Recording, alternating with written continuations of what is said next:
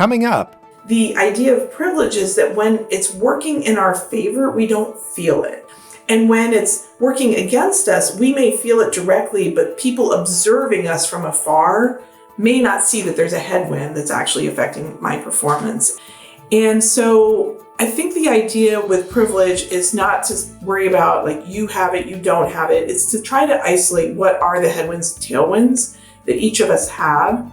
Today on In Session, Leading the Judiciary, we continue with part 2 of our discussion with social psychologist and author Dolly Chugh. In this episode, we explore how unconscious bias reveals itself in nonverbal ways, signaling feelings and beliefs we don't intend to convey. Dr. Dolly Chugh, author of The Person You Mean to Be, How Good People Fight Bias, says this leakage often occurs during times of stress and in fast-moving environments.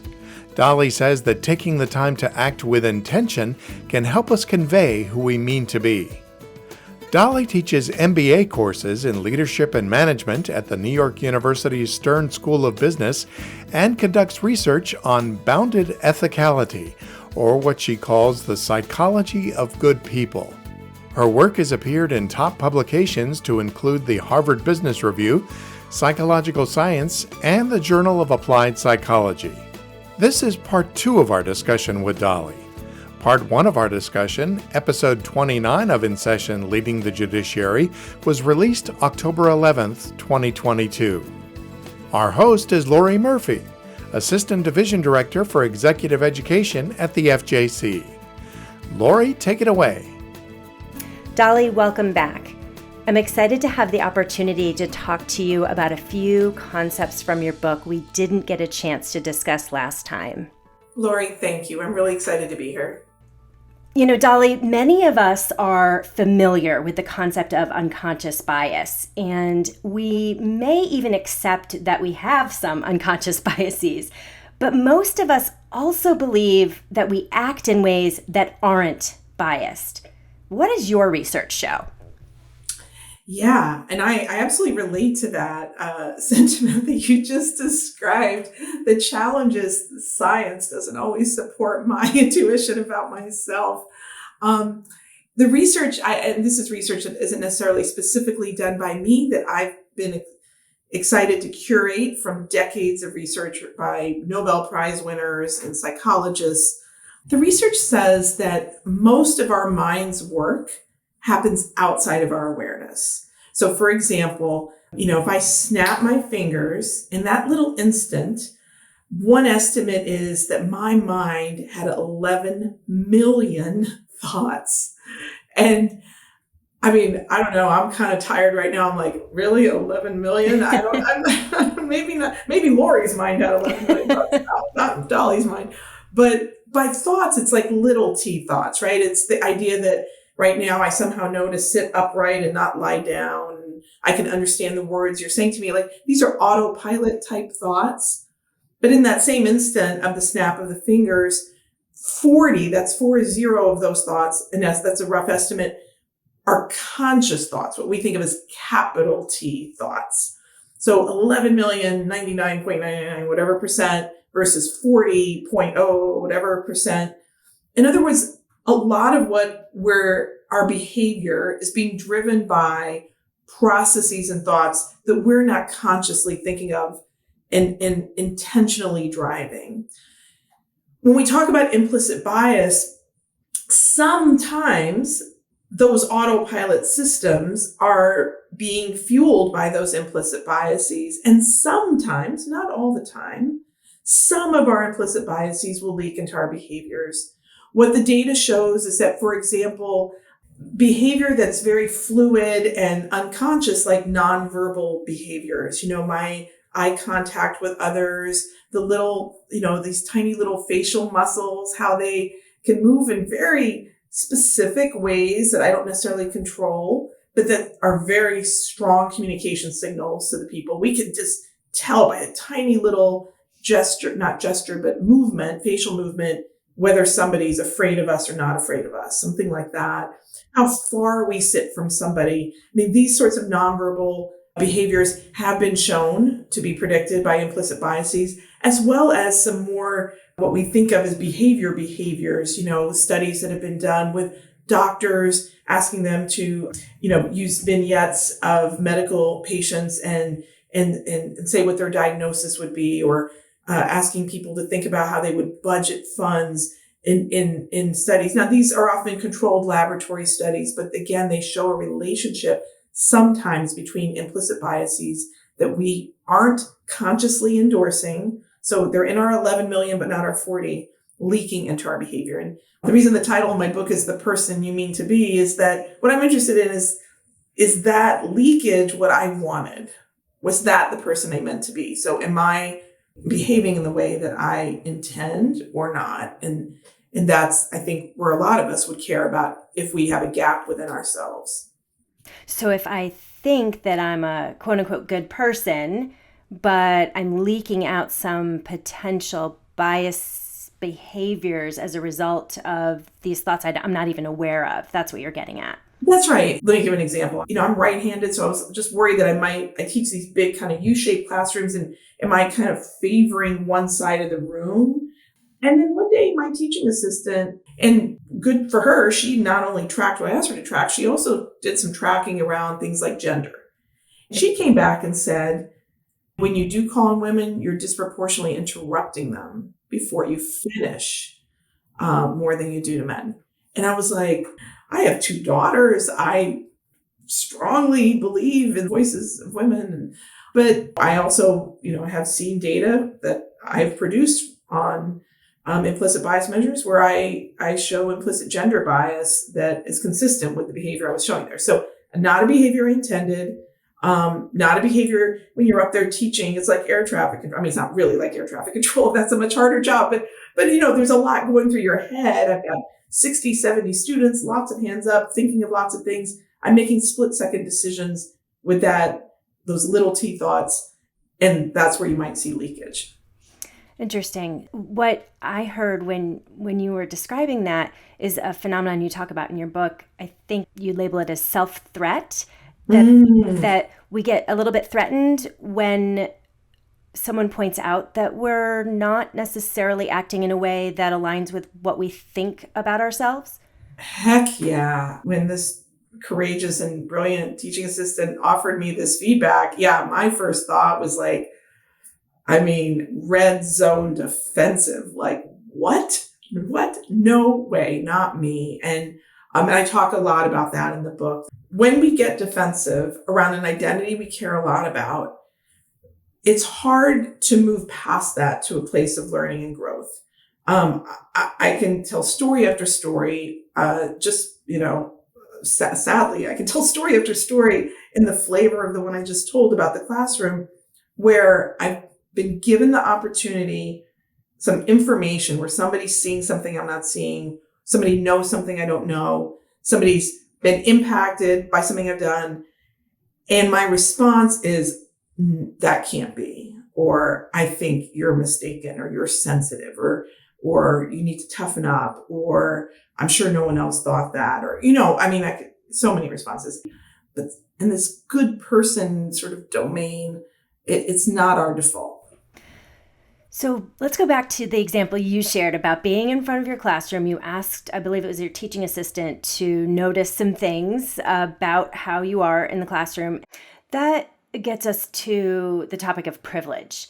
And privilege can be a confusing and even sometimes polarizing term.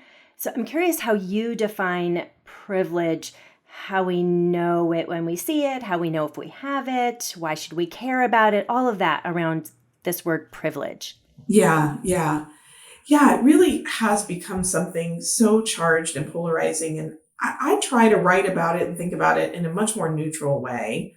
One of the metaphors that's helped me think about it is from Debbie Irving, who talks about headwinds and tailwinds.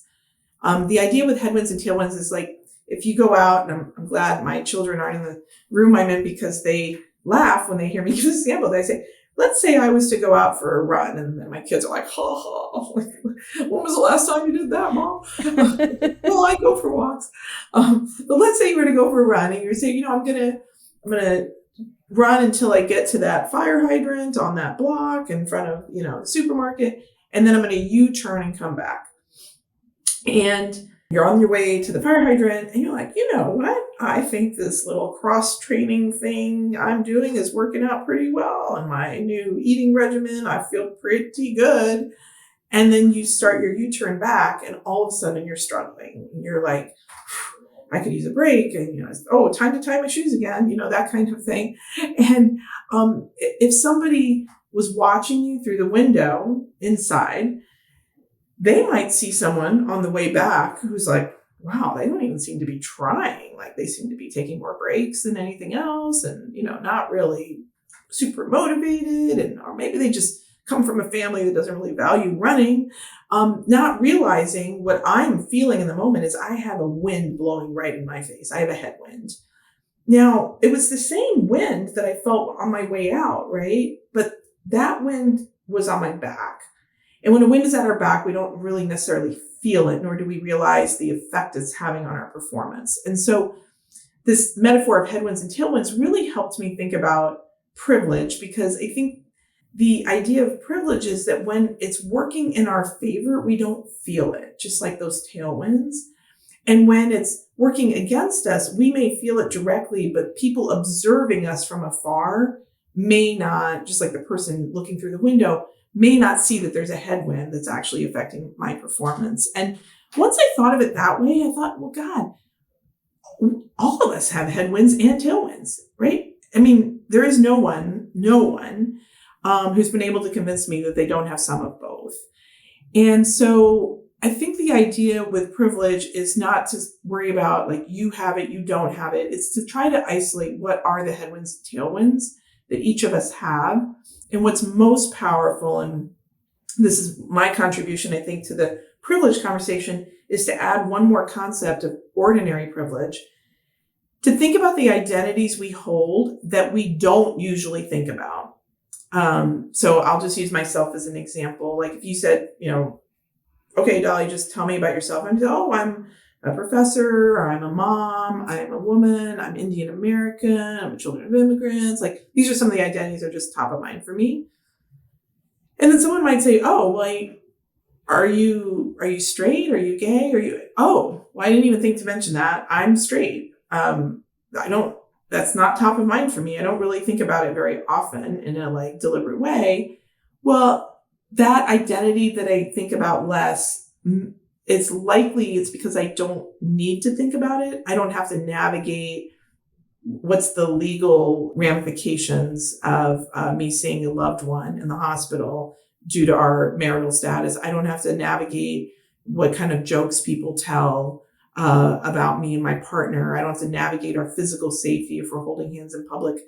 And so that identity that I think less about gives me a hint of where my tailwinds are. So I call it ordinary privilege because it's so ordinary that I'm not really thinking about it. And I don't mean ordinary like it's right or wrong or good or bad. I just mean ordinary, kind of invisible to me, ordinary.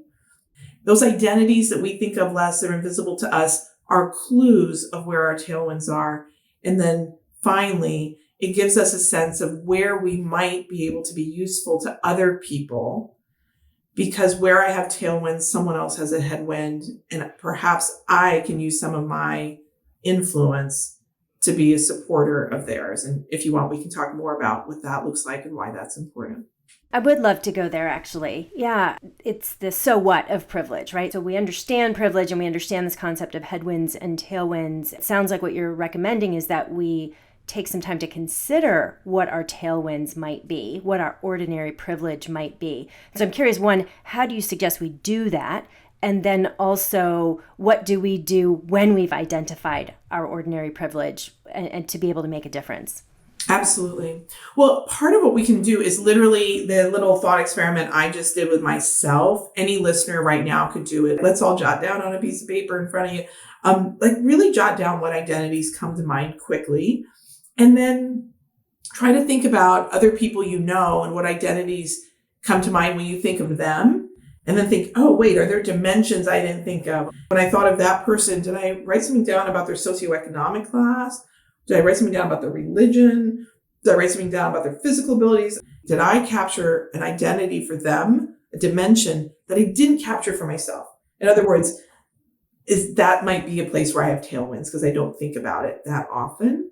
And then why is it so useful? So this is beautiful research that's been done by Stephanie Johnson, David Heckman, and a number of other researchers that I have to say, it was exciting for me to see these findings shown across a variety of contexts. The findings show that if you have, let's just make this concrete. Someone tells a racist joke. All other things being equal, if a white person says, hey, that's not cool, versus a black person says, hey, that's not cool, the research says the white person will be taken more seriously in that moment than the black person.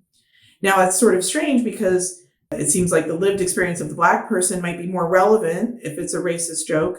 But what the data shows is that there's also tends to be on average more of a sense of the black person having a sense of entitlement or being whiny in that moment. And so the white person is sort of given the benefit of the doubt as having nothing sort of personal at stake and therefore taken more seriously. And there's variations of this. I'm giving you this very specific joke example, but there's variations that extend to promotions at work or feedback or different situations where the person who's not directly affected has ordinary privilege in this particular position. They have a tailwind that gives them influence in that moment that they might not expect.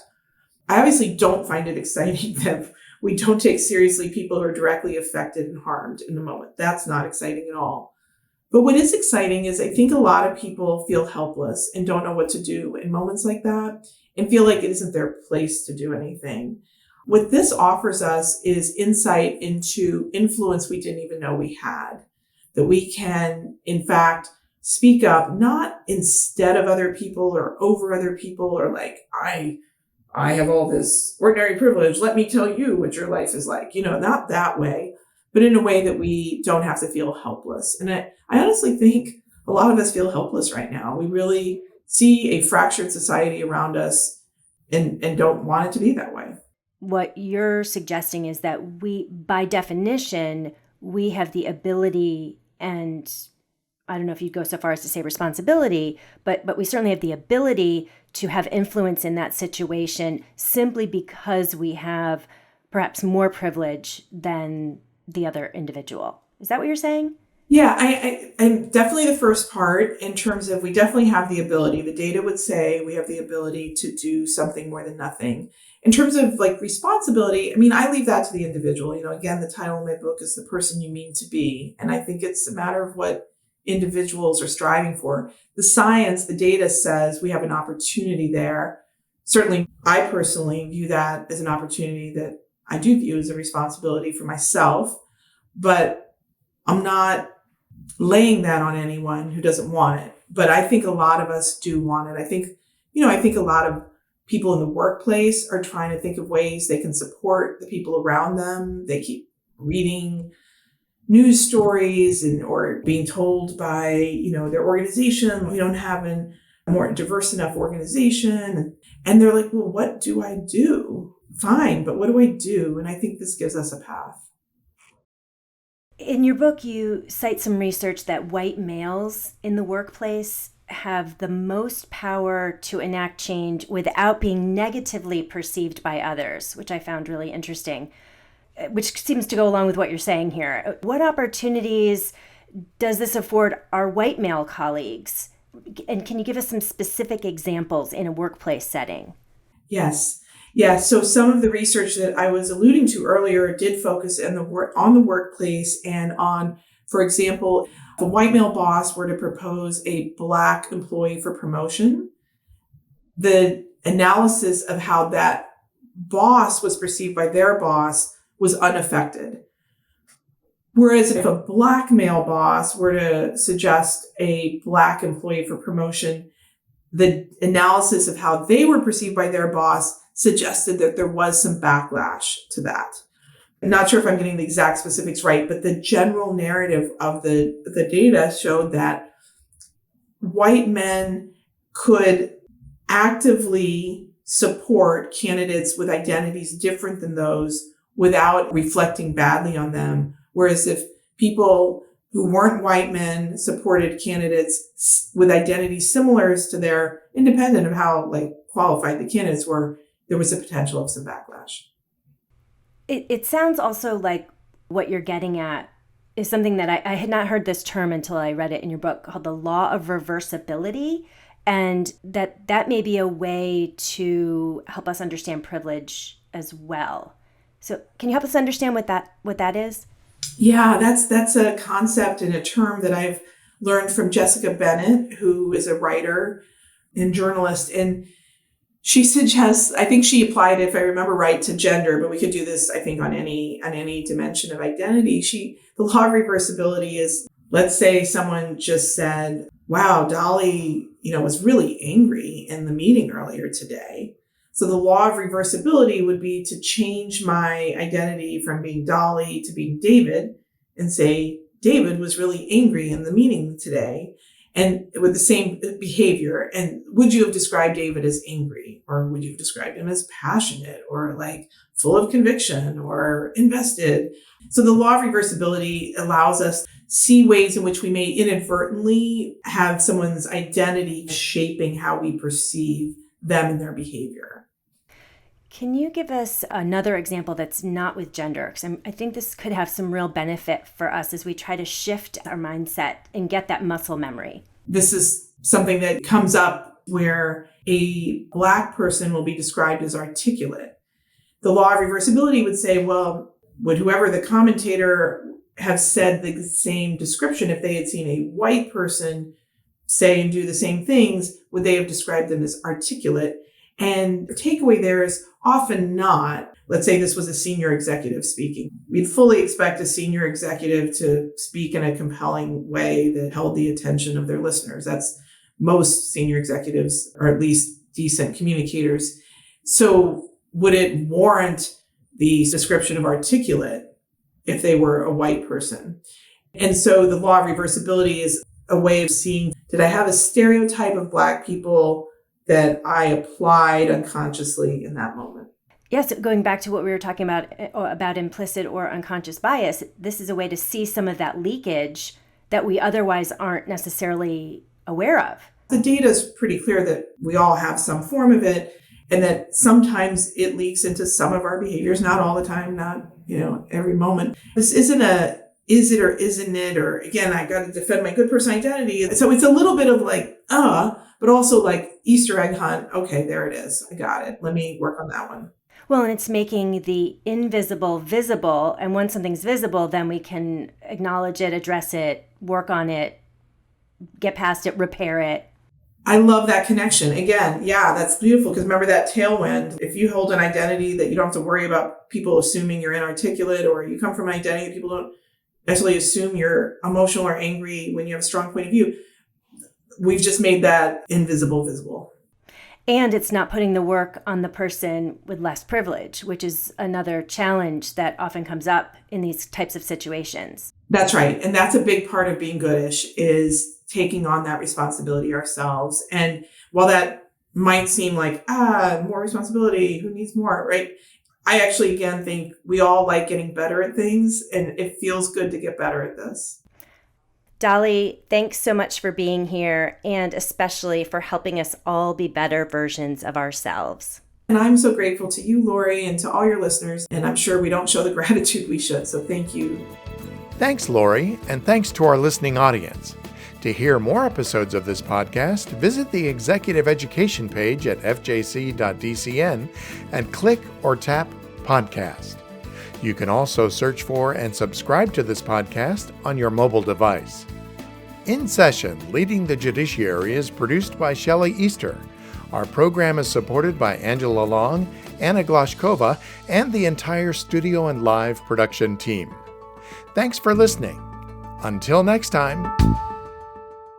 This podcast was produced at U.S. taxpayer expense.